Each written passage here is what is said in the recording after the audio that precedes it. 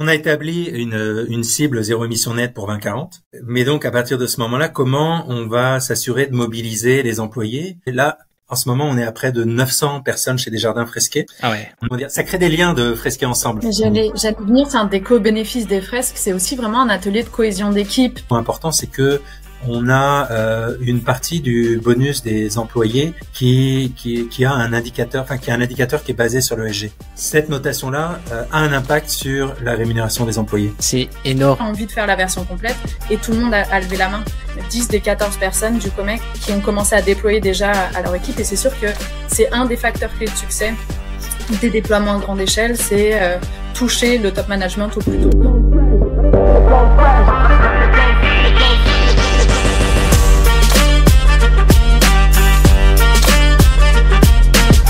Hello et bienvenue dans The Impactors, le podcast pour booster la performance socio-environnementale des entreprises. Sensibiliser ses salariés, c'est bien. Avoir un engagement continu et sur le long terme pour atteindre ses objectifs ESG, c'est mieux. C'est tout l'intérêt de l'employee nurturing.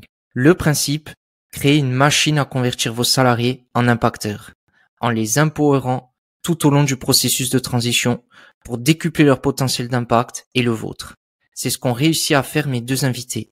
Le premier, Fabrice Boucher, est conseiller principal développement durable et finance responsable chez Desjardins. Avec 400 milliards de dollars d'actifs et 56 000 collaborateurs, Desjardins, c'est la première coopérative financière en Amérique du Nord et le premier employeur privé du Québec. Avec Sophie Lallemand, qui est coach, formatrice et animatrice certifiée dans l'adaptation des entreprises au changement climatique, ils ont déployé une méthode commando pour mobiliser les collaborateurs autour de l'objectif Net Zéro 2040 fixé par Desjardins. Et ils sont ce soir avec nous pour nous partager leur playbook. Let's go! Bonjour Sophie, bonjour Fabrice, ravi de vous recevoir tous les deux. Bonjour Marc-Antoine. Alors Sophie, peux-tu te présenter et nous dire à quoi tu dédies ton temps? Alors moi je suis passionnée par deux choses, la nature et le bonheur des gens. Fait que je passe beaucoup de temps dehors, je dis ça puis je regarde dehors puis il neige, mais surtout quand il fait bon, j'aime être dehors, observer la nature, faire pousser de la nourriture sur mes balcons, voir les oiseaux, les baleines.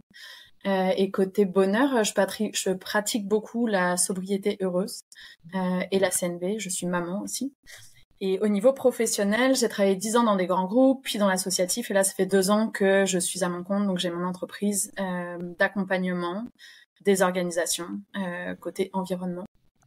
Parce que je me suis rendu compte que tous les éco-gestes que je faisais ne suffisaient pas, et que c'était mon pouvoir d'influence qui pouvait vraiment avoir un impact sur le monde. Fait que je me suis demandé à quoi je dédiais mon argent. Et je me suis rendu compte que mon argent avait 4 fois, l'empreinte carbone de mon argent était 4 fois supérieure à la mienne. Donc j'ai placé mon argent différemment. Et j'étais comme à quoi j'occupe mon temps. Et c'est là que je me suis dit que je voulais donner un virage vert à ma carrière et accompagner les organisations pour qu'elles puissent aller dans le bon sens, tout en ayant des employés qui sont motivés par ça. Tu sais, fait que c'est un peu ça les deux choses qui m'animent. Puis vraiment aussi l'idée de présenter de plus en plus dans mon temps. On me demande de témoigner comme je le fais aujourd'hui dans des panels, à la radio, pour des journaux. Et j'ai l'impression que j'ai un rôle aussi de montrer que la transition, c'est cool, que c'est positif, que c'est une opportunité, aussi bien à titre personnel. Tu sais, moi, ma vie aujourd'hui, elle m'épanouit tellement plus que ma vie d'avant. J'ai tellement plus de temps pour moi, pour les choses que j'aime, parce que je consomme moins, donc j'ai moins besoin de travailler parce que j'ai moins besoin d'argent. Et au niveau professionnel, tu sais, moi, ce que j'aime beaucoup montrer dans les ateliers que je donne aux entreprises, c'est quoi les co-bénéfices pour l'entreprise? Mettons qu'on va offrir un vélo à tous les employés. Ok, l'empreinte carbone des déplacements va diminuer, mais ça apporte quoi d'autre? Mais les gens sont peut-être de meilleure humeur, en meilleure santé. Fait que tu sais, il y a toutes ces choses aussi que j'aime bien. Oui, on voit, et tu parles de vélo, ça me parle beaucoup. Et c'est vrai que en dehors des bénéfices environnementaux, tu as tout ce qui est, tu as des effets directs sur l'absentéisme au travail qui chute, ouais, le bien-être au travail qui explose en fait. Et ouais, c'est hyper parlant ce que tu dis, je trouve. Et du coup, comment est-ce que tu aides des entreprises à s'adapter au changement climatique? Alors moi j'agis vraiment en amont pour l'entreprise, mais surtout je dirais pour la mitigation, parce que l'adaptation suffira pas. Il faut aussi qu'on arrive à limiter le réchauffement climatique. Et puis pour ça, moi j'aide les entreprises à comprendre, parce que pour pouvoir agir sur quelque chose, il faut d'abord comprendre. Donc les ateliers que je donne, comme la fresque du climat par exemple, sont des ateliers qui vont permettre de comprendre c'est quoi les causes et les conséquences du changement climatique. Donc ça, c'est la première chose. Ensuite, on veut comprendre une méthodologie. Donc comment on peut agir là-dessus? D'abord, faut comprendre. Ensuite, faut avoir les bons ordres de grandeur. Donc faut mesurer c'est quoi mon empreinte carbone, par exemple. Typiquement, dans mon secteur, qu'est-ce qui sont les grands postes d'émissions de gaz à effet de serre? Et ensuite, une fois qu'on a ça, on va pouvoir aller chercher ce qui diminue, parce que depuis 4 ans ce que je constate, c'est que les gens ont envie d'agir s'ils comprennent. C'est-à-dire qu'à la fin d'une fresque, ils sont quand même « Ah, ok, on va mettre du temps, on va mettre des ressources là-dessus. » Mais au départ, s'ils comprennent pas, ou qu'ils n'ont pas l'impression qu'ils peuvent agir, il y a aussi ça, c'est vraiment compliqué d'agir. Fait qu'il y a ça, et puis à montrer les bons ordres de grandeur. Je vois beaucoup de gens en atelier qui veulent beaucoup en faire, qui dédient beaucoup de leur temps à ça ou de leurs ressources, mais ils agissent pas dans les endroits où ça a le plus d'impact. Donc c'est aussi à ça que ça sert les ateliers là, c'est vraiment à donner les bons ordres de grandeur pour qu'on aille mettre des efforts là où ça va vraiment agir. Donc sensibiliser et du coup détecter les ordres de grandeur pour prioriser l'action. Donc en fait, ouais, tu as vraiment un rôle de facilitatrice pour les entreprises. Oui, et de plus en plus, dans des entreprises comme celle qu'on va découvrir dans quelques instants, mon rôle, il est de moins en moins de faciliter des ateliers, mais il est de former des gens en interne qui vont pouvoir eux-mêmes et elles-mêmes faciliter ces ateliers. Donc c'est plus un rôle de formation et de coaching. Puis j'aime beaucoup ça, parce que moi je dis bientôt vous aurez plus besoin de moi, et c'est une très bonne nouvelle. Ça veut dire que j'ai passé le savoir, j'ai passé tu sais, il y a une question d'empowerment là, d'empouvoirment derrière ça aussi. Et que chacune puisse s'approprier ce sujet qui en fait nous concerne toutes et tous, et qui concerne toutes les organisations.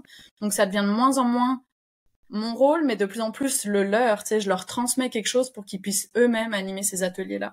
Fait que ouais, mon rôle évolue comme ça depuis 4 ans que je donne des ateliers, c'est de plus en plus ça. Et je trouve ça vraiment encourageant en fait. Tu sais, quand j'ai commencé la fresque au Québec il y a 2 ans, on était 2 animatrices. Aujourd'hui, on est à peu près 800. Ah ouais. Fait que ça bouge vite. Puis donc même quand je dors ou quand je prends une journée de congé, il y a des gens qui fresquent et qui font avancer, des gens que j'ai formés peut-être, tu sais. Donc indirectement, même quand je travaille pas, ça continue d'évoluer, et ça, je trouve ça vraiment encourageant. La fameuse masse critique. Exact. Donc et tu crées en quelque sorte des réseaux d'ambassadeurs en fait au sein de chaque organisation. Ouais, exactement. Alors, pas toutes les organisations sont aussi matures pour avoir leur propre réseau d'ambassadeurs et d'ambassadrices, mais on voit quand même de plus en plus. Et dans les entreprises et les organisations que tu accompagnes, il y en a une que toutes les Québécoises et tous les Québécois connaissent, c'est Desjardins, donc qui est incontournable au Québec.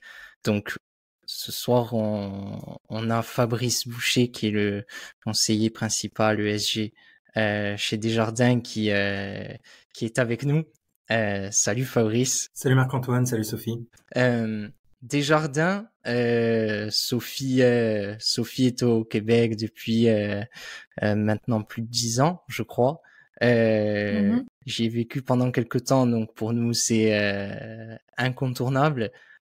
Pour nos auditeurs européens, est-ce que tu pourrais présenter dans les grandes lignes l'historique du groupe? Oui, alors en fait Desjardins, donc c'est une coopérative financière qui a été fondée en 1900 par Alphonse et sa conjointe Dorimène Desjardins, qui a été fondée en fait sur le modèle des coopératives qu'on voyait fleurir à la fin du 19e siècle en Europe, par exemple en France Crédit Mutuel ou Raiffeisen. Et puis en fait c'est parti d'un constat d'Alphonse Desjardins, c'est qu'à l'époque en fait il y avait au Québec une majorité francophone, mais assez pauvre, et qui disposait pas des moyens, enfin du capital pour des outils pour cultiver, pour vraiment prendre en main son destin. Donc il s'est dit que en se regroupant, en fait, on allait pouvoir mettre plus de moyens à disposition de cette population qui était essentiellement agricole à l'époque.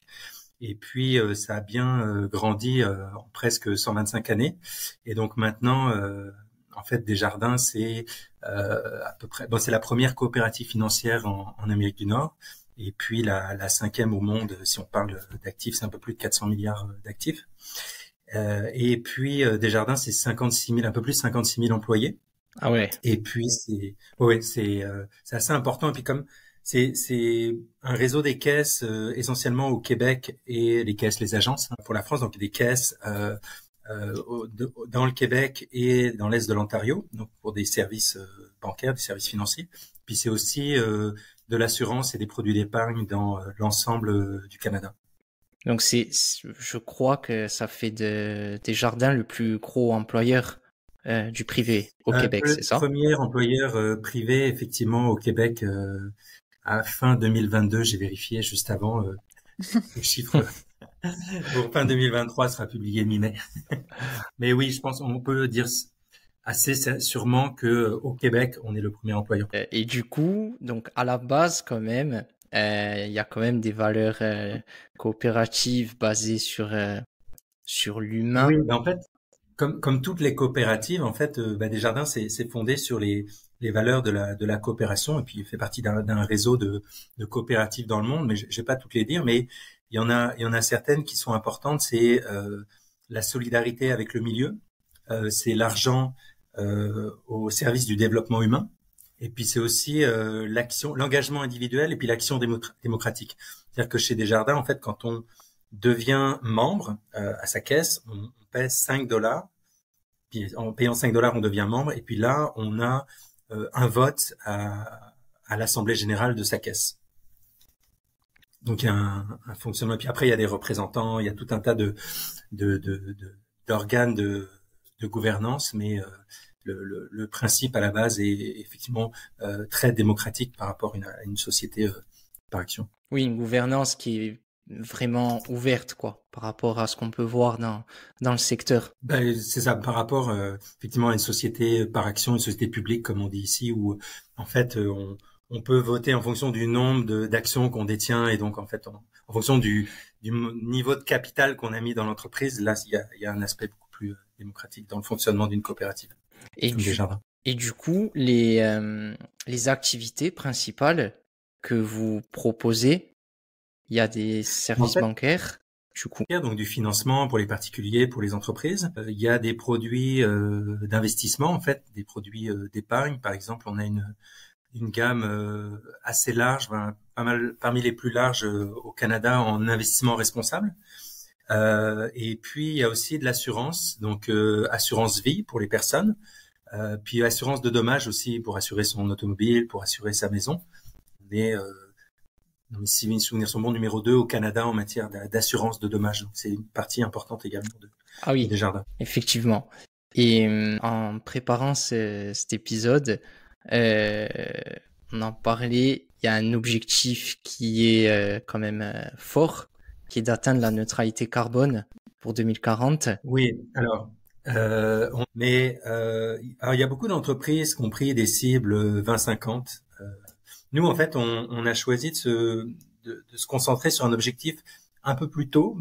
2040, c'est dans 17 ans, mais quand même un peu plus avant, mais de circonscrire un peu l'objectif pour pouvoir avancer déjà sur ces secteurs qui sont très émetteurs en gaz à effet de serre. Donc, en fait, notre objectif, c'est d'être net zéro pour nos opérations dans un premier temps. Donc ça, les opérations, c'est la consommation de papier, c'est l'énergie consommée par nos bâtiments, c'est nos déplacements d'affaires, c'est également notre chaîne d'approvisionnement. Donc on appelle ça les opérations étendues chez Desjardins.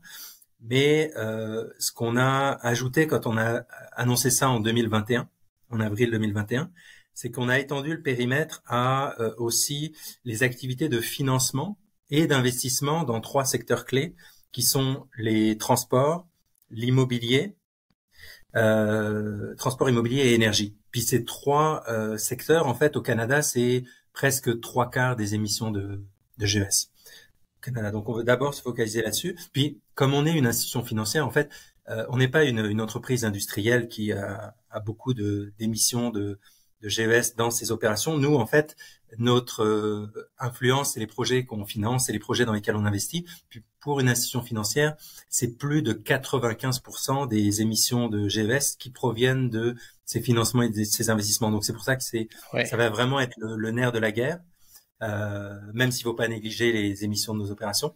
Bien sûr. C'est vraiment le nerf de la guerre, le fameux Scope 3. On parle beaucoup et qu'on cherche à mesurer le plus précisément possible. Oui, et du coup, dans le secteur de la finance, forcément, ce scope 3, il est très particulier par rapport à une autre organisation qui est dans le service. Oui, puis Desjardins, donc, de par ça, c'est sûr qu'on peut pas réaliser la transition seul. Il faut collaborer, nouer des partenariats, mobiliser les membres et clients, les employés, enfin toutes les parties prenantes. Mais de par quand même notre position au sein de l'écosystème québécois et canadien, on a vraiment une responsabilité et un pouvoir d'influence. Donc on se doit vraiment d'avancer sur ces cibles qu'on s'est fixées. Et donc vous avez acté en interne cette ambition neutralité carbone pour 2040. Le gros de l'effort, il va être sur vraiment en fait les activités que vous financez. Donc la neutralité carbone, c'est un objectif, je pense qui est hyper énergisant. Tout le monde forcément, je pense, a envie de foncer là-dedans. Mais pour vous, en quoi les changements climatiques affectent une activité comme la vôtre? Pour une institution financière, en fait, comme Desjardins, et puis comme la plupart des institutions financières, alors il y a plusieurs impacts, enfin plusieurs risques et également opportunités qui sont liés au changement climatique. Alors d'abord, effectivement, il y a un impact sur les actifs qu'on finance ou les actifs qu'on investit, dans lesquels on investit, pardon. Donc ça, c'est une première chose. Après, il y a aussi, parce que nous, notre mission, en fait, c'est d'accompagner nos membres et clients dans leur autonomie financière. Puis clairement, en fait, les changements climatiques, c'est un des plus gros risques pour l'autonomie financière des personnes. En ce moment, par exemple, on n'a qu'à voir partout dans le monde, mais également au Québec et au Canada, il y a des inondations, il y a des feux de forêt. Vous avez dû voir en France les feux de forêt. L'été dernier, c'était au Canada, l'été 2023. Il y a des événements météorologiques très violents, ce qui fait qu'il y a des impacts très très concrets et dès aujourd'hui ou même hier déjà, c'est pas dans 5 ans, c'est pas dans 10 ans, c'est maintenant. Et donc nous, on est évidemment impactés par ça parce que nos membres et clients sont impactés. Donc on veut leur proposer des produits financiers qui leur permettent soit de financer la transition énergétique, donc par exemple pour un particulier des rénovations éco-énergétiques, ou alors d'investir dans des produits qui vont aider la transition, des produits d'épargne, des produits d'investissement responsables, par exemple dans des technologies propres. C'est aussi les assurer, ou par exemple, on a un produit en Alberta où il y a des orages de grêle très très violents, c'est quand ils souscrivent une assurance de leur permettre de refaire leur toit mais avec des matériaux plus solides. Donc c'est toutes ces choses en fait qui font qu'on est directement impacté à la fois avec de nombreux risques, mais également des opportunités pour nos membres et clients. Puis on est impacté aussi évidemment par toutes les changements, les évolutions réglementaires en cours, et puis c'est bien normal parce que les changements climatiques, comme ces changements climatiques ont un impact direct sur les actifs et les activités d'une institution financière. Quand on est une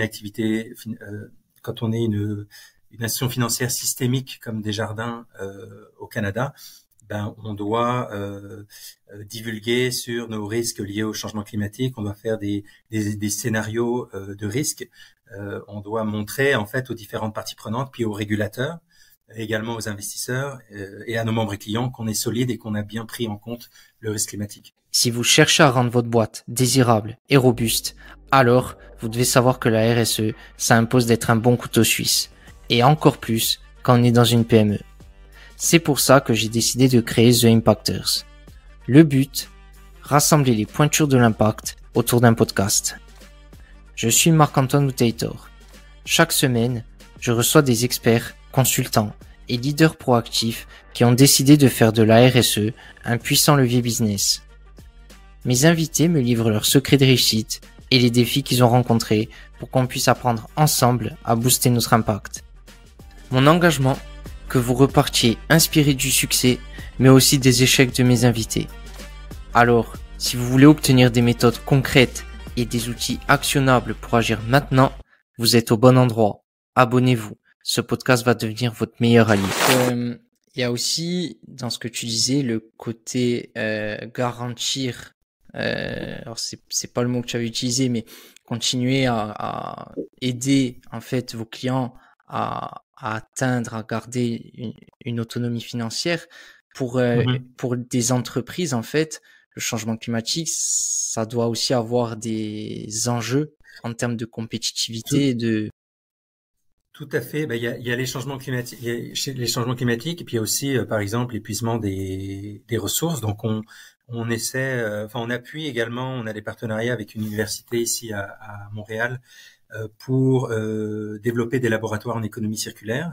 Puis, on espère qu'en stimulant l'innovation en économie circulaire, ça va permettre ensuite de développer des solutions pour les entreprises. Et puis, une entreprise actuellement dans le nouveau contexte, dans un monde avec des ressources finies, avec les changements climatiques, c'est certain que si elle arrive à faire aussi bien ou mieux avec moins de ressources, elle va gagner en compétitivité. Si elle a des produits qui sont éco-conçus, elle va gagner en compétitivité parce que les personnes, en tout cas nous, nos membres et clients, ils sont plus de 80% à être prêts à se tourner vers des entreprises qui intègrent les facteurs ESG ou qui prennent en compte les changements climatiques et qui leur apportent des solutions qui prennent en compte ces changements climatiques.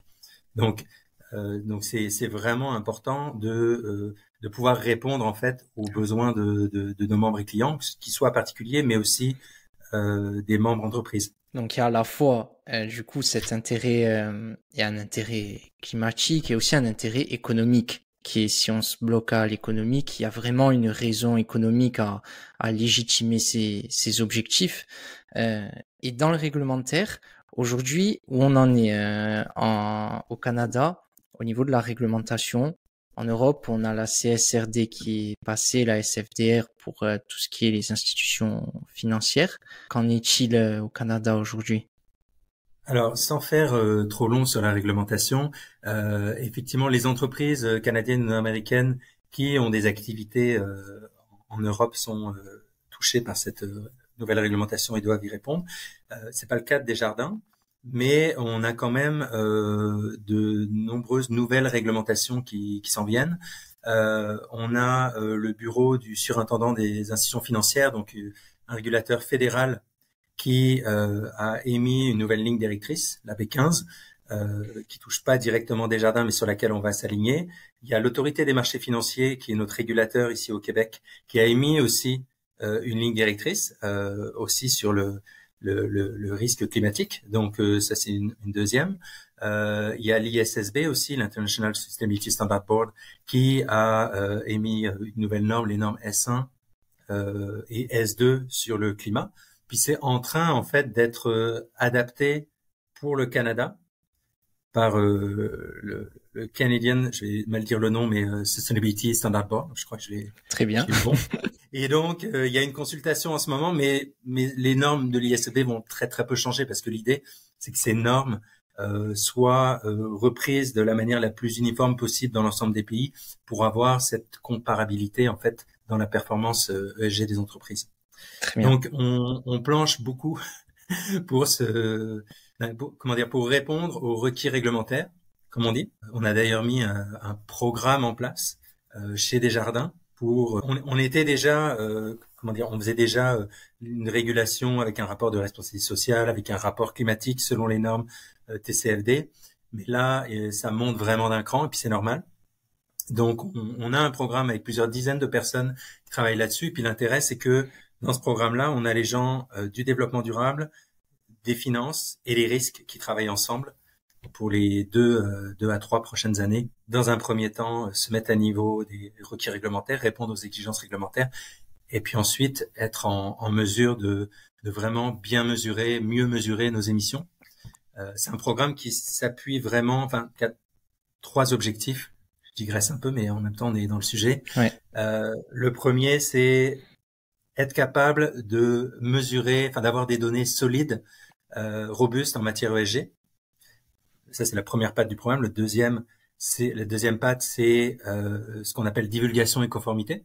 Donc là, c'est répondre aux exigences réglementaires. Puis le troisième, c'est risque et contrôle. Donc mettre en place les bons contrôles, une bonne gestion des risques en matière ESG. Il y a vraiment un momentum, je dirais, en ce moment. C'est là qu'on voit l'importance de la réglementation aussi pour donner un élan, je dirais. On voit la même chose en ce moment en Europe, avec notamment la dernière en date, la CSRD, qui vraiment met un coup d'accélérateur à tout ça.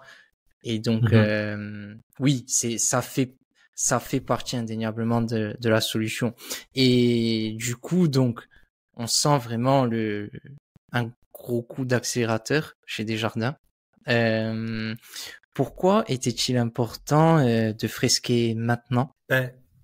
C'est ça, on a établi une cible zéro émission nette pour 2040. Mais donc, à partir de ce moment-là, comment on va s'assurer de mobiliser les employés? Déjà, qu'ils comprennent en fait les enjeux, qu'ils comprennent en fait ce que c'est cette cible zéro émission nette, parce que c'est pas forcément le cas, c'est quand même complexe comme cible. Et donc, comment on va s'assurer de faire monter en compétence les gens, et ensuite, dans un deuxième temps, que les gens, en fait, les employés puissent réfléchir à des solutions ou à des manières de mettre ça en œuvre dans leur quotidien, au travail, dans leur équipe. Puis, cerise sur le gâteau, en plus, si ça peut permettre aussi aux personnes chez elles, en fait, dans leur vie personnelle, d'apporter des solutions, c'est que du positif. Donc voilà. Donc on cherchait des outils capables de nous apporter ça, puis de mobiliser les gens aussi, parce qu'on peut pas juste faire un cours magistral de 3 à 5 heures à tous les employés, donc sur le climat qui est un sujet passionnant. Moi j'adore ça, mais le ESG en général, mais il faut réussir à doser aussi en fonction de la capacité des gens à absorber ça. Donc c'est pour ça que on a contacté Sophie en 2022, et puis on a démarré en fait doucement un déploiement au sein de Desjardins de la fresque du climat à l'automne 2022. Et puis comme c'était les personnes les plus motivées, on leur a... Moi je crois que j'étais dans la deuxième, je ne pouvais pas pour la première, mais parmi ces 2 fresques, en fait, il y avait des personnes motivées à qui on a proposé de devenir animateurs et animatrices. Donc là, on a formé un premier contingent d'animateurs et animatrices internes. Donc, je me souviens, c'est Sophie qui a fait cette formation-là. Et puis, ce qui était important aussi, c'est qu'au début, donc il y a plusieurs fresques que tu as faites, Sophie, pour nous accompagner. Ça, c'est vraiment important au début, que les premières personnes qui vont animer. Puis après, au début, on sait pas trop, on n'ose pas, et puis mais comme disait une de mes collègues, on regrette jamais en fait d'avoir animé une fresque. Ça c'est pas possible. En tout cas, j'ai jamais vu quelqu'un qui m'a dit j'aurais pas dû l'animer. C'était pas bien. Donc on est parti comme ça. Puis on avait une personne dédiée aussi on a toujours une personne dédiée, je pense à 50% de son temps, pour apporter en fait du soutien aux animateurs. Puis pour organiser quand même le calendrier des fresques.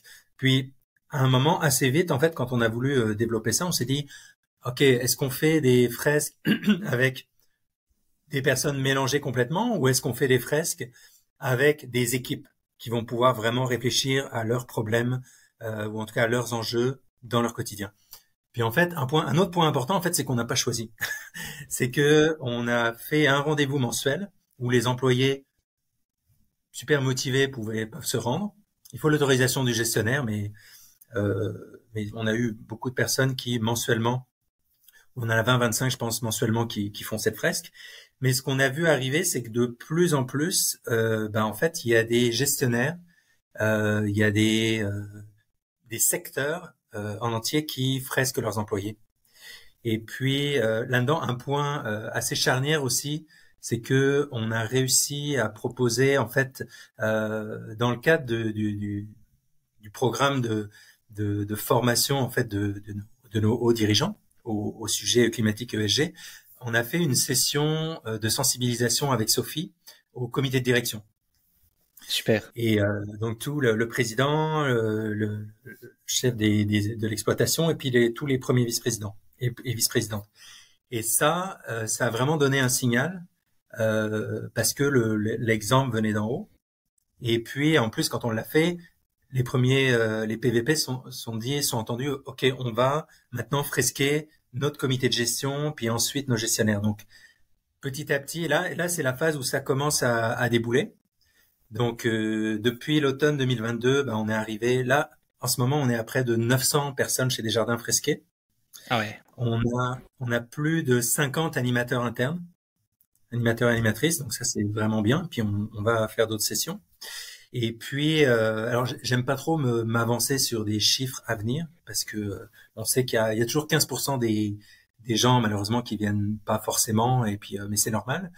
Mais on a dans les 2 prochains mois, fin mai-juin, à peu près 400 personnes encore qui devraient être fresquées. Donc là, on se rend compte qu'on atteint une certaine vitesse de croisière. Oui. Et puis ce qui est très très intéressant, c'est de pouvoir effectivement également fresquer des équipes qui travaillent sur un même sujet. Par exemple, je sais pas, la gestion des risques. L'autre fois, j'ai participé à une fresque de toute une vice-présidence gestion intégrée des risques. Nous, ils étaient 50.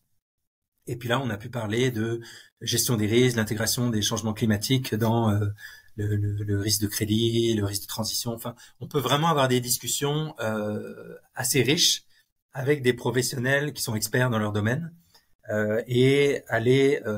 C'est très bien aussi d'avoir des discussions sur les gestes personnels qu'on peut poser, mais c'est sûr qu'on veut que les employés se posent la question de ok, comment je peux intégrer ça dans mon travail, quel impact je peux avoir concrètement.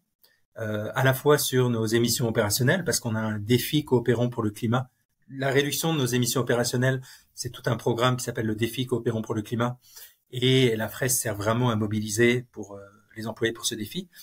Mais on veut de plus en plus également amener les employés à se dire, OK, dans nos financements, dans nos produits, dans nos services, dans nos autres activités qui ont vraiment un impact sur nos émissions financières, comment, en fait, on peut agir. Donc, je trouve ça super. Il y a 2 choses qui ressortent, je trouve, de votre stratégie, même s'il n'y en a pas à la base.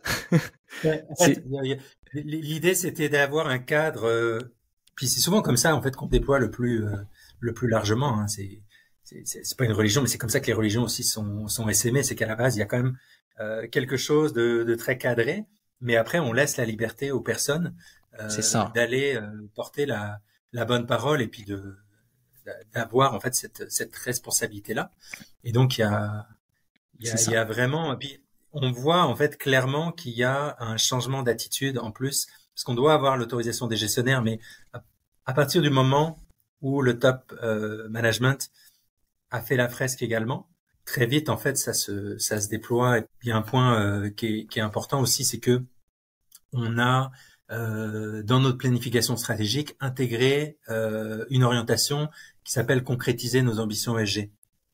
Et ça, c'est hyper important. En fait, on est à un moment charnière en fait en ce moment parce que dans les 2-3 dernières années, en fait, il y a beaucoup d'entreprises, beaucoup d'institutions qui ont pris des engagements, qui ont dit on va être net zéro 2050, on va tout ce qui arrivait comme engagement était signé. Sauf que maintenant, en fait, il faut faire. En fait, on a une expression au Québec, c'est il faut que les bottines suivent les babines. Et donc là, vraiment, on est dans l'état d'esprit où on s'est engagé sur une cible zéro émission nette 2040. Il faut le faire. On s'est engagé sur d'autres plans aussi en matière équité, diversité, inclusion, en matière d'inclusion financière. Enfin, on a plusieurs engagements. Là maintenant, il faut livrer, comme on dit. Et donc, on veut vraiment mettre les moyens en face, puis mettre, en fait, cette orientation, concrétiser nos ambitions ESG, ça dit bien ce que ça veut dire, c'est qu'il faut concrétiser. Et donc, comme c'est dans la planification stratégique, après, ça va redescendre dans chaque secteur, puis chaque secteur va travailler à intégrer ça à la fois dans ses objectifs et puis dans ses manières de faire. Donc c'est vraiment un moment que je qualifierais de charnière. Et ce qui est extraordinaire, ce que je trouve que vous avez du coup réussi à faire déjà, c'est déjà de sensibiliser ce top management, enfin même plus que le sensibiliser, de l'embarquer en fait dans la boucle. Et du coup, forcément, ça ruisselle dans tous les secteurs de l'entreprise. Et le fait de sensibiliser à la fois le top management et l'ensemble des équipes, on sent que tout le monde aussi est au même, est logé à la même enseigne. Tout le monde est au même niveau. Ça, c'est super important. Et ce qu'on disait en début d'épisode avec Sophie, le fait de démarrer en fait une simple fresque classique avec Sophie, et après de créer ce réseau d'ambassadeurs. Donc aujourd'hui, tu parlais de 50 ambassadeurs, animateurs, et à l'intersection des deux, comme un coach, on dirait, on pourrait appeler ça, qui du coup dédie la moitié de son temps à booster, à tenir tout ça. Et en fait, quand cette personne anime le réseau anime ou mobilise le réseau des animateurs. Donc il y a des moyens très très simples comme un canal Teams, où en fait il peut communiquer en fait les ressources, les mises à jour des présentations, et puis on essaie aussi de se rencontrer. On se rencontre pendant les fresques par petits groupes, parce que quand on fresque par exemple 100 personnes, comme ça va m'arriver logiquement en juin avec les équipes marketing et communication, on est 8. C'est aussi ça crée des liens de fresquer ensemble. Ouais, je vois. Mais j'allais venir, c'est un des co-bénéfices des fresques, c'est aussi vraiment un atelier de cohésion d'équipe, puis on le voit dans ce que tu dis. Moi j'ai de mes clients qui choisissent d'imposer entre guillemets la fresque à tous leurs employés, puis ça fonctionne aussi pour déployer. Ça n'était pas la stratégie retenue par Desjardins, et on voit quand même tous les gens qui se sont inscrits. C'est un atelier de 3 heures sur tes heures de travail, etc. Et c'est aussi parce que les gens ont du plaisir à jouer ensemble, puis ils se livrent, ils travaillent ensemble d'une manière qu'on n'a pas tant l'habitude de le faire dans les entreprises. Et donc, aussi bien les gens qui participent à l'atelier que les gens qui l'animent entre eux, ou que cette équipe de 50 ambassadeurs, ambassadrices, là, ça crée des liens dans les entreprises qui sont quand même assez rares, tu sais, fait que ça encourage plein d'autres belles choses, tu sais, puis c'est une lutte contre l'éco-anxiété aussi, tu sais, de pouvoir parler des mêmes sujets avec d'autres collègues qui ont mis aussi de leur temps là-dedans, qui ont les mêmes connaissances que toi, la même base de connaissances, fait que ça fait avancer plein de choses en fait, un peu invisibles aussi, je pense, dans les organisations. Tout à fait. Puis c'est vraiment effectivement, ça aurait pas marché comme ça si les gens appréciaient pas autant de passer ces 3 heures ensemble. Et puis dans les sondages qu'on fait après, le Net Promoter Score, là, le NPS est hyper élevé, mais vraiment c'est vraiment exceptionnel. Je crois qu'on est autour de 80, un score de 80, ce qui est énorme, parce que ça peut être négatif ce score-là. Et puis ce qui est important aussi dans ce type d'atelier, c'est que les gens enfin peuvent prendre le temps parce que c'est aussi une angoisse pour chacun. On se pose beaucoup de questions, on sait pas forcément comment faire les bons gestes, mais le simple fait d'en parler avec d'autres collègues, de pouvoir en fait avoir d'autres personnes qui montrent de l'empathie aussi, parce que c'est important de se mettre d'écouter les gens, de se mettre à leur place. C'est pas juste leur balancer tout un tas de contenu. Donc ce moment en fait d'échange et puis de jeu aussi, parce que c'est un jeu en fait, on aime tous réfléchir, poser des cartes, résoudre des problèmes. Donc il y a vraiment tous les ingrédients, je trouve, dans une presse du climat pour mobiliser les personnes. Et puis ensuite la phase de réflexion, c'est un super outil. C'est ça, je pense, comme tu disais Sophie, le fait vraiment qu'on soit acteur en fait, qu'on est pas juste spectateur comme un cours magistral. Je pense que ça doit sûrement tenir à ça. Et aujourd'hui, quand on vous écoute tous les deux, en fait, on a l'impression que vous avez lancé un truc qui peut pas s'arrêter en fait, ça avance tout seul en fait. C'est l'impression que ça donne aujourd'hui. Enfin, pour recruter, j'allais dire, c'est un terme peut-être un peu marketing, mais de nouveaux collaborateurs à fresquer. En fait, comment, par exemple, tu disais, Fabrice, tous les mois, Voilà, il y a plusieurs dizaines de collaborateurs. Là, on arrive à des centaines même qui Mhm. se fresquent. En fait, on a un réseau interne, ça s'appelait Yammer, c'est Viva Engage maintenant, mais c'est Microsoft. Un réseau interne qui compte 2700 personnes environ chez Desjardins. Et ça s'appelle Pensons Développement Durable. Donc, c'est toutes les personnes qui s'intéressent en fait à la question. On essaie de l'agrandir, mais c'est déjà une taille assez sympathique. Et on communique en fait le programme des fresques sur ce canal-là. Mais maintenant, en fait, on se rend compte que ça vient aussi assez naturellement. C'est-à-dire que les gens contactent la personne au sein du bureau du développement durable chez nous qui s'occupe de coordonner ces fresques. On a, comme j'ai dit, tous les premiers vice-présidents et premières vice-présidentes qui organisent aussi des fresques avec leur comité de gestion. Et puis après, ça va redescendre. Donc, je dirais qu'on va entretenir ça. Puis il faut quand même surveiller, accompagner, en tout cas appuyer. Mais je pense que le carnet de commandes devrait continuer à se remplir assez naturellement une fois que c'est lancé. Parce que une fois qu'on a fresqué dans un secteur les PVP et vice-présidents, ben après il y a des rencontres qui s'organisent. Et puis une fois en fait que les et quand chacun en fait va voir concrètement l'impact de l'ESG dans son quotidien, ben là ça va être naturel de vouloir soit faire une fresque du climat ou alors faire les autres réaliser les autres formations qui sont à disposition chez Desjardins. Ouais, parce que on sent on peut vraiment avoir un impact en fait, chacun à son échelle.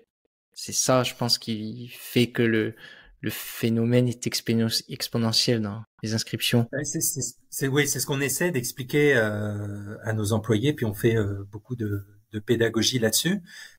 Mais si on donnait tout un tas d'outils de formation et de sensibilisation, mais que il n'y avait pas quand même aussi cet impératif d'intégrer en fait le sujet climat et les facteurs ESG dans ces activités, ben ça aurait moins d'impact. Il faut que les deux convergent. Et en plus, en fait, depuis 2022, un autre point important, c'est que on a une partie du bonus des employés qui a un indicateur, enfin qui a un indicateur qui est basé sur l'ESG. Donc notre évaluation par les agences de notation ESG internationale, où on se base sur 4 agences, cette notation-là a un impact sur la rémunération des employés. Donc là aussi, on fait de la pédagogie pour l'expliquer, mais et puis logiquement aussi à terme dans les objectifs des employés, puis ça c'est peut-être dans les mois ou années à venir, mais il va y avoir aussi des objectifs peut-être plus précis selon chaque secteur pour les employés. Puis donc c'est ce mélange en fait d'intégration dans la planification stratégique, intégration dans la rémunération, sensibilisation, des formations aussi pour que les personnes comprennent mieux les enjeux. Et puis tout ça en fait ça converge vers plus d'actions et donc des progrès. C'est énorme parce que je trouve ça permet de boucler la boucle en fait, où on adapte le système pour se donner toutes les chances en fait d'atteindre votre objectif de neutralité carbone en incitant les collaborateurs vraiment à orienter les clients vers de l'investissement ESG, enfin et vers d'autres prestations ESG. C'est forcément à un moment donné ça doit rentrer en compte, et je trouve ça super que vous l'ayez déjà intégré à votre réflexion. Et du coup, pour les fresques, donc pour résumer, en moyen humain, donc aujourd'hui on a un réseau de 50 animateurs, une personne donc dédiée à mi-temps sur ça, pour vraiment les driver, les coacher et animer ce réseau, et un top management de la présidence jusqu'au vice-président et au directeur de secteur hyper impliqué là-dedans. Aujourd'hui, on dira, c'est l'artillerie Desjardins c'est le secret pour. Mais ça, je leur dis encore, peut-être que ça se serait pas fait si on était arrivé avec un plan bien ficelé sur un PowerPoint au comité de direction, puis on avait dit voilà, on veut déployer à grande échelle la fresque du climat, parce que c'est en fait, parce que effectivement, pour nous, on est convaincus le climat, c'est le sujet le plus important du moment, et puis c'est la plus grosse menace sur l'humanité, sur la biodiversité. Mais on est dans l'entreprise en concurrence avec plein de sujets également, la sécurité, la protection des renseignements personnels. Il y a tout un tas de sujets, et c'est normal, il y a de la formation, il y a de la sensibilisation, donc il a fallu en fait plutôt que de forcer les gens, il a fallu qu'on donne envie. Et c'est pour ça en fait que en étant très souple, mais avec un cadre quand même et un appui bien présent, ça a permis petit à petit de se développer. Mais puis a posteriori, en fait, j'arrive à vous l'écrire, mais on s'est vraiment donné la possibilité d'essayer de voir comment ça fonctionnait, d'adhésion puis de satisfaction de la part des personnes qui ont participé à ça. Et puis on a tellement bien collaboré avec Sophie au début, qui nous a super bien appuyé. Donc ça s'est développé, je dirais pas tranquillement, mais en tout cas sûrement, pour maintenant arriver à une taille pas encore critique, mais une taille vraiment intéressante. Puis de manière organique aussi, peut-être je pense qu'il faut remettre les choses dans leur contexte. Là, on est au Québec. La fresque, elle est arrivée au Québec comme 2 ou 3 ans après la France. Fait que vous étiez dans les premiers, tu sais, à faire des ateliers. Fait que oui, il y a 2 ans, on s'est jamais dit que ça deviendrait si gros, qu'on formait des gens en interne. Puis même moi, personnellement, je me suis bien gardée de vous le dire, tu sais, parce que c'était pas mature au Québec à cette époque pour parler de OK, on est 55 000 pour fresquer 55 000 personnes, on compte un anime pour 50 personnes, puis on fait ça sur 5 ans. Tu sais, je pense que je vous aurais perdu direct là parce que on n'en parlait pas. Là, le bouche à oreille se fait, puis c'est intéressant. Depuis tantôt, je t'écoute. Puis en fait, ce qui s'est passé à l'intérieur de Desjardins, c'est ce qui se passe au niveau plus large pour la fresque du climat au Québec. Moi, je suis jamais allée chercher de clients, c'est juste du bouche à oreille. Fait que tu sais, c'est le monde qui nous appelle parce qu'ils sont satisfaits, parce que c'est le fun, parce qu'il se passe plein d'autres choses que de parler de climat. Il se passe quelque chose de beau entre les gens, il y a du lien. Comme tu disais, Marc-Antoine, les gens sont acteurs à écouter quelque chose. Donc, toute cette pédagogie fonctionne bien. Mais c'est quand même 3 heures. Il y a 4 ans, quand on a commencé, que les gens nous disaient ça a l'air génial, on peut le faire en une demi-heure, on peut le faire en 1 heure, tu sais, on s'arrachait les cheveux. Aujourd'hui, c'est bon, on n'a plus à expliquer ça. Mais tu sais, ça prend une maturité que les gens entendent, telle entreprise l'a fait, telle organisation, mon collègue, mon mari, tu sais, ça prend tout ça pour que ça prenne. Fait que c'est pour ça que ça s'est fait de manière plus organique. En fait, chez Desjardins, ça correspond à la maturité qu'on a au Québec. Et même c'est pour avoir le top management, tu sais, pour les avoir 3 heures là, sur parler du climat quand on n'en avait encore jamais parlé autour, ça a pris du temps. Donc, tu sais, on a commencé par un apéritif, là, où on jouait juste le lot 1, il y a 5 lots dans la fresque du climat, en 1 heure. Et puis, la question que je leur ai posée à la fin, tu sais, c'était à fond dedans, puis j'étais comme, il y a 4 lots de plus, il y a un tour des émotions, après on réfléchit aux solutions, à main levée, qui a envie de faire la version complète, et tout le monde a levé la main. Puis, tu sais, là, je pense que vous en êtes à 10 équipes qui ont 10 des 14 personnes du COMEX qui ont commencé à déployer déjà à leur équipe. Et c'est sûr que c'est un des facteurs clés de succès des déploiements à grande échelle, c'est toucher le top management au plus tôt. On sait que ça, c'est un accélérateur immense. Tu sais. Puis je le sais, là, Sylvain m'a appelé pour me dire, il y a telle personne qui veut une fresque, on doit y aller. Tu sais, j'ai l'impression que c'est vraiment plus recevoir des demandes aujourd'hui que de devoir essayer de convaincre les gens de se rendre. Fait que j'aime quand tu le nommes Marc-Antoine, on a l'impression que vous avez lancé quelque chose, puis ça va continuer là. Je trouve ça tellement rassurant, encore une fois, reposant de me dire, c'est vrai, je pense que si demain, Fabrice, Sylvain et moi, on prenait un an de sabbatique là, ça continuerait, tu sais, j'ai aucun doute là-dessus. Et ça, je trouve ça vraiment, vraiment encourageant. C'est l'accomplissement de tout projet, en fait. De tout projet, que derrière soi, on laisse quelque chose qui ne fait que grandir. Et si on calcule, je faisais le calcul dans ma tête, donc on est sur le point d'atteindre le millier, donc 1000 personnes fresquées. Sur 3 heures, ça fait 3000 heures de temps de travail en tout.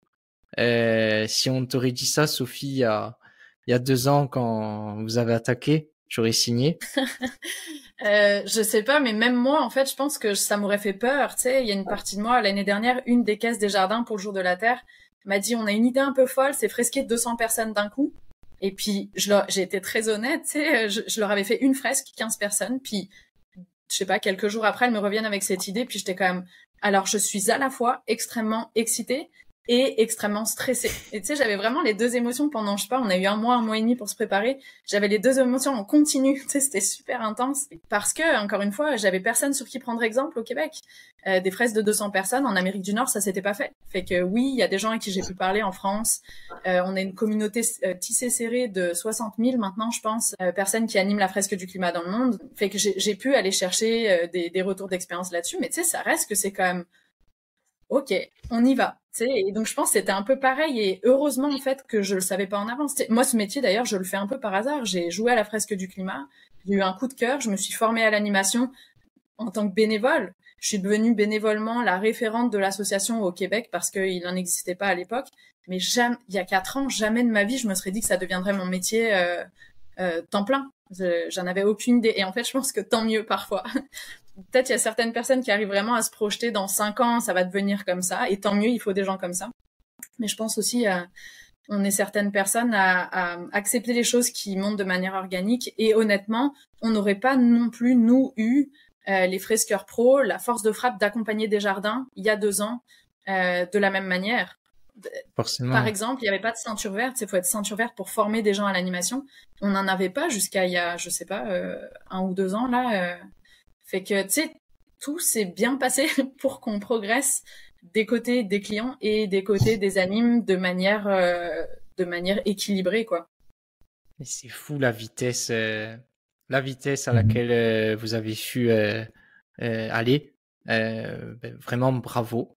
Et donc, Fabrice, tu disais donc la fresque, du coup, c'est l'objectif, donner envie aux collaborateurs, aux membres du top management, vraiment d'aller tout faire pour atteindre ces objectifs climat.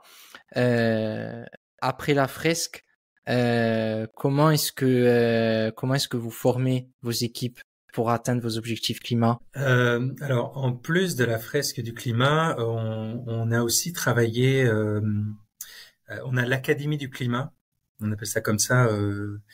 Chez nous, je crois que c'est la Climate School en France, d'AXA. Donc en fait, c'est un ensemble de modules sur le climat et la perte de biodiversité. Donc ça, c'est à disposition des employés. Donc on s'efforce de communiquer régulièrement là-dessus. Il y a des modules comprendre pour vraiment comprendre les causes et les conséquences. Et puis il y a agir également. Ce qui est intéressant dans le module agir, c'est que il y a une présentation des différents métiers dans une entreprise, les risques, les finances, le légal, en 2030. Donc ça permet en fait aux personnes de comprendre les évolutions de leur métier d'ici à 2030. Puis sinon, notre équipe, en fait, on s'efforce de faire des webconférences assez régulières, tous les 2 mois au moins, soit en invitant des personnes extérieures du milieu de la durabilité, soit en présentant, nous, nos activités ou les activités de certains secteurs. Puis on a aussi des formations dans les secteurs qui sont plus particulièrement pour certains métiers. On a des formations métiers en investissement responsable, des formations en assurance responsable. On noue des partenariats aussi, par exemple avec Finance Montréal, notre secteur services aux entreprises, on a noué un partenariat pour faire bénéficier d'une formation sur la finance durable aux personnes de ce secteur. Donc on a tout un éventail de formations. Et puis dans le cadre du défi coopérant pour le climat, en fait, les gestionnaires ont l'objectif que au moins 10% de leur équipe pour 2024 ait réalisé au moins soit la fresque du climat, soit les modules de l'Académie du climat. Donc c'est un premier objectif. Puis on espère que ça va augmenter, mais là encore, en fait, on n'a pas une stratégie d'imposer à tous, parce que on a fait une formation obligatoire sur le développement durable à tous au début, qui fait partie du processus d'onboarding, comme on dit, de tous les employés. Mais c'est une formation assez courte pour vraiment dresser un portrait très global. Mais ensuite, je pense qu'il y a plus d'impact quand les personnes vont vers cette formation et puis comprennent en fait toute l'importance de faire cette formation par eux-mêmes. Donc on fait en sorte de les convaincre de faire ces formations-là. Bien sûr, quand on est obligé, forcément, c'est toujours, on y va toujours moins de bon cœur. Je mettrai un bémol là-dessus, hein, parce que moi, je vais fresquer dans des entreprises où quand je fais le tour de table de début, je demande pourquoi t'es là aujourd'hui, puis il y en a qui me disent, bah moi je voulais pas être là, mais on me l'a imposé, j'ai aucune envie de participer. Je suis quand même, bienvenue Michel. Et en fait, Michel, puis j'en parle dans toutes mes formations, à chaque fois je l'appelle Michel, c'est pas son vrai prénom. Michel, à la fin, c'est lui qui est resté avec moi pour m'aider à ranger. Et tu sais, j'étais comme, oh non, mais il m'a mis des bâtons dans les roues, tout l'atelier, juste laisse-moi tranquille, c'est terminé, tu peux y aller. Et en fait, c'est la personne qui m'a le plus remercié. Et pourquoi, en fait, il était contre? Il me dit, on m'a tout le temps culpabilisé sur ces sujets-là. Fait que j'avais plus envie d'en entendre parler. Mais avec la fresque du climat, si on tient bien sa posture d'anime qui est demandée par l'association de la fresque du climat, on n'est jamais dans la culpabilisation. Et donc là, il m'a dit, mais là, j'ai découvert quelque chose. Oui, ça m'intéresse. Oui, j'ai envie d'agir. Mais s'il avait dû donner son avis pour s'inscrire ou pas, il se serait jamais inscrit. Fait que moi, j'adore maintenant que j'ai de l'expérience, que je suis très à l'aise dans mon rôle. J'adore fresquer les gens qui avaient pas envie d'être là. C'est là où j'ai l'impression que j'ai énormément d'impact aussi, parce qu'on arrive encore une fois avec un atelier qui est très spécial, qui a une pédagogie assez innovante, où on écoute les gens, où on est dans le positif, pas dans la culpabilisation, dans l'entraide, et puis où ça vient d'eux en fait. Il y a très peu de choses qui viennent de la personne qui anime. Et donc c'est ça, il y a plusieurs stratégies, mais juste ce genre d'atelier justement marche génialement bien pour les personnes qui avaient pas envie d'être là, qui ont pas envie d'entendre parler de ces sujets-là. Ouais, on a quand même quelques personnes de ce type-là quand on organise une fresque, enfin quand un secteur organise une fresque. Là, en général, les employés doivent venir dans le cadre de leur équipe, enfin faire partie de leur équipe. Mais sinon, les formations avec des modules en ligne et tout ça, on peut pas les forcer. Super point de vue. Et du coup, Fabrice, quelles sont les prochaines étapes pour Desjardins? Alors, les prochaines étapes, comme je le disais, en fait, nous, notre orientation stratégique, c'est concrétiser nos ambitions ESG. Donc, on va travailler, puis on travaille vraiment à temps plein et plus que plein là-dessus. Il y a des équipes qui grossissent également. On recrute en ce moment même dans notre équipe, mais dans les secteurs également, parce qu'on a d'autres équipes ESG dans les secteurs. On a le programme ESG dont j'ai parlé qui est un gros programme et qui nécessite beaucoup d'attention. Donc, c'est vraiment ça le focus. Et puis, on avait fixé des cibles intermédiaires d'ici fin 2025. Donc, on travaille en matière de réduction de nos émissions de GES. Donc, c'est essentiellement ça. Et puis, un des gros focus aussi, ça va être de décliner très concrètement notre ambition zéro émission nette, parce que on a défini une ambition pour nos activités de financement et d'investissement pour 3 secteurs. Mais ça implique après que très concrètement, on collabore avec les secteurs pour déterminer, OK, vous, dans votre secteur, qu'est-ce que ça implique? Par exemple, un positionnement dans l'énergie ou en soutien aux énergies renouvelables. Alors ça, on l'a fait l'année passée, mais là, on s'attaque par exemple au secteur de l'immobilier qu'on va faire cette année. Quel cible de décarbonation en matière d'immobilier on va prendre? Quels produits en fait on peut amener à nos membres et clients en matière de financement pour des rénovations éco-énergétiques? Comment on va mesurer ça aussi? Parce que une fois qu'on prend un positionnement, puis qu'on dit que nos produits vont permettre d'atteindre cette ambition, il faut qu'on soit capable de démontrer l'impact des produits qu'on propose à nos membres et clients, parce que les membres et clients, si on leur dit qu'on leur propose des produits éco-responsables, des produits durables, il faut pouvoir le prouver. D'où notre programme ESG qui doit nous permettre d'avoir des données beaucoup plus précises. Donc, tout est dans tout, comme on dit ici au Québec, mais je dirais c'est vraiment le gros focus, en fait, livrer ce qu'on a annoncé. Et puis, intégrer également de manière plus granulaire dans nos activités, dans nos produits, dans nos services, les facteurs ESG puis la question du climat. Super. Fabrice, Sophie, on arrive déjà à la fin de cet épisode. Pour finir, quelqu'un qu'il faudrait absolument inviter sur ce podcast, je m'adresse à vous deux. Je te laisse aller, Fabrice, si tu as une idée. En fait, nous, on travaille beaucoup avec Finance Montréal ici, et donc c'est la grappe des institutions financières au Québec qui font un énorme travail depuis plusieurs années en matière de finances durables. D'ailleurs, on a l'ISSB qui est venu installer un bureau à Montréal. Puis ça, c'était aussi grâce à tous les efforts aussi qui ont été faits et coordonnés par Finance Montréal. Donc, je pense que une discussion avec Florian Roule, qui est français puis qui est le VP en charge de la finance durable chez Finance Montréal, ça pourrait être très intéressant, je pense, pour parler de finance durable au Québec, au Canada et en Amérique du Nord. Carrément. Fondateur de l'atelier 2 tonnes, comme le chiffre 2. Je pense à Pierre Alix, qui a vécu au Québec puis qui vit en France et qui a un atelier qui vient souvent comme une suite de la fresque du climat pour passer encore plus de temps sur les solutions, que j'aime beaucoup parce que c'est ça, on n'a pas beaucoup parlé de fresque du climat, mais il y a plein d'autres ateliers de sensibilisation. Il y en a une centaine en France, puis on doit en être à une dizaine, quinzaine adaptés au Québec.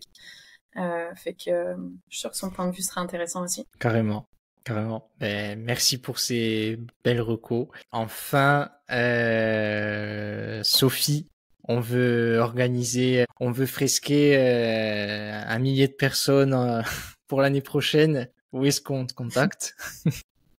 Le mieux, c'est LinkedIn, Sophie Lallemand sur LinkedIn. Et puis, pour l'instant, j'ai mes activités au Québec et il se peut que je fasse un retour définitif en France dans environ 1 an. Fait que il y a du monde avec qui on pourra collaborer au Québec et en France.